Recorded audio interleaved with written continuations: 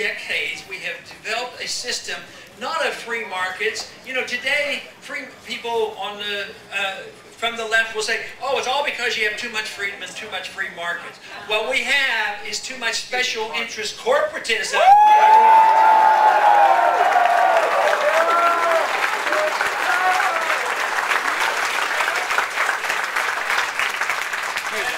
We have too much collusion between big business and big government, and they get the deals.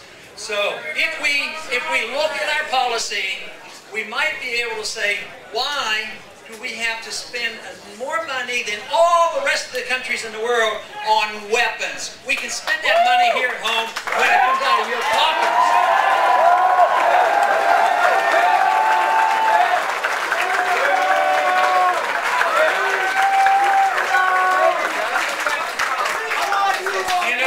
The taxes we pay is very symbolic of the government we have. Taxes are very high, and people keep spending money. And of course, revenues go down because of the recession. But what do? We spend too much, we borrow too much, we print too much, we regulate too much. We finally come to the crisis as results from too much big government and excessive spending.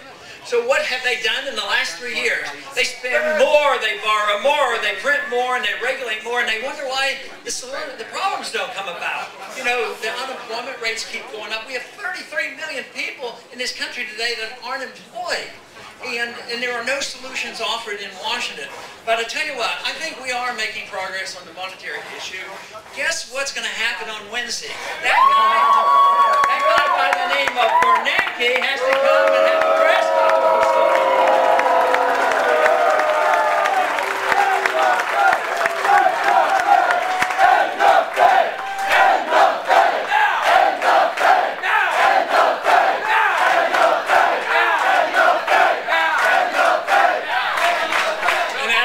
Within big government, and that's what we're all about. What we're all about is defending liberty. Understand what liberty is and defend it. The government should be very, very limited to the protection of our liberties. We should have faith and confidence in ourselves to be able to take care of ourselves. You know, this idea that they're telling us in Washington, you'll hear it all the time. Well, we do admit now, we admit we're in a lot of trouble, so now we have to everybody sacrifice. I don't believe in that. I don't think you have to sacrifice any liberty to be safe. And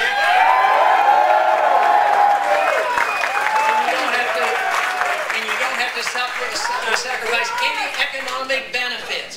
Because what would you have if we had a free society? It would mean that you could go to work, you'd have a sound currency to work with, and you would get to keep everything you earn.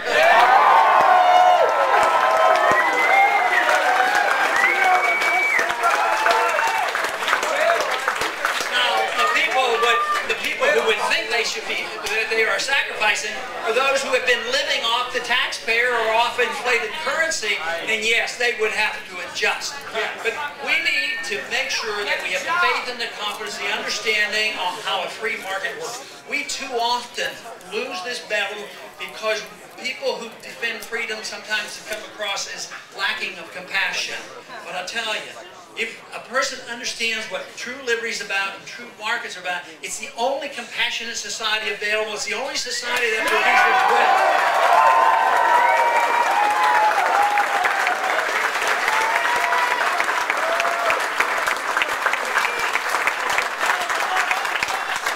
Understanding of liberty means that personal liberty is identical to economic liberty. Personal liberty means that you do tolerate other people who live differently.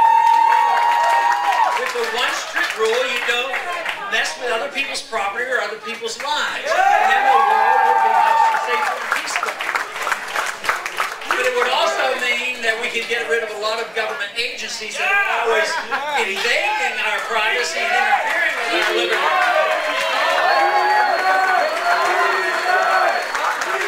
And we could start with getting people to understand that the war on drugs has been a complete failure.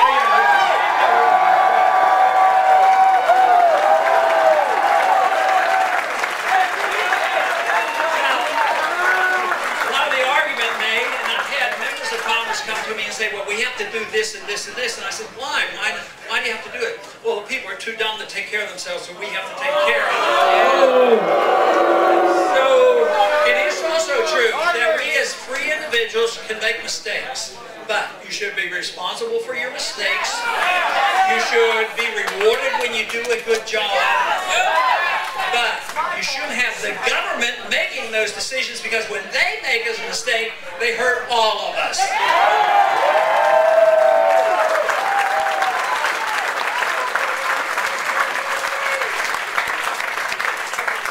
We have accepted for too long the notion that government should be secret and your privacy has no value. It should be the other way around. Your privacy and your ability to run your life as you please is what liberty is all about. And it is openness in government. The government should have no secrets, and we should know exactly what they're doing.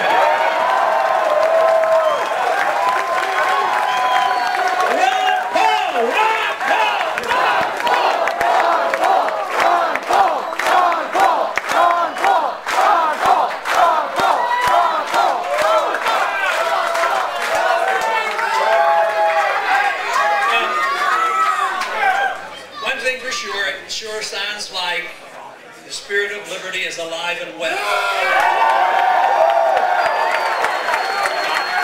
I work on the assumption that in Washington, not tomorrow or next week or next year, you're all of a sudden going to have people doing exactly the right thing and gradually phasing out all the bad things that governments do and change foreign policy.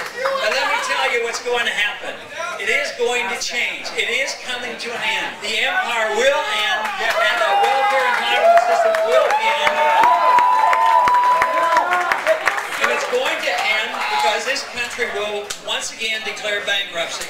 They said, well, we can't default on our debt and not raise the debt limit. But this country has already defaulted. When they wouldn't pay their gold in the 30s and when they wouldn't pay the gold in 71, we have defaulted. So right now they're defaulting through inflation. They print the money and everybody gets the money, and so far it's working, except prices are going up. And that is a default. That is inflation, and that is counterfeit. And it is currently bringing down governments around the world, because when you hear about our food riots, says food is too expensive. Now, one thing that we must do to get our message across is whenever you hear somebody talk and say, you know, gasoline's prices are going up, and that's because we're being gouged, somebody wants to make too much profit. It's because the dollar is going down. It's because it was a deliberate policy of our government to counterfeit the money and then blame somebody else for it.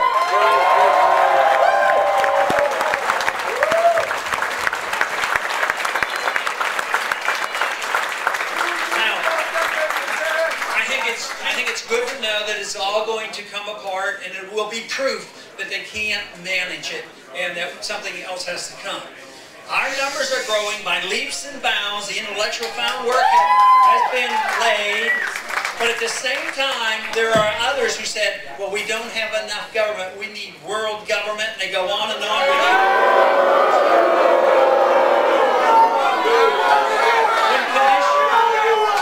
When conditions get real bad in many countries throughout history, there's too often somebody arrives that wants to be Napoleon, a man on a white horse, and say, I'll take care of the people.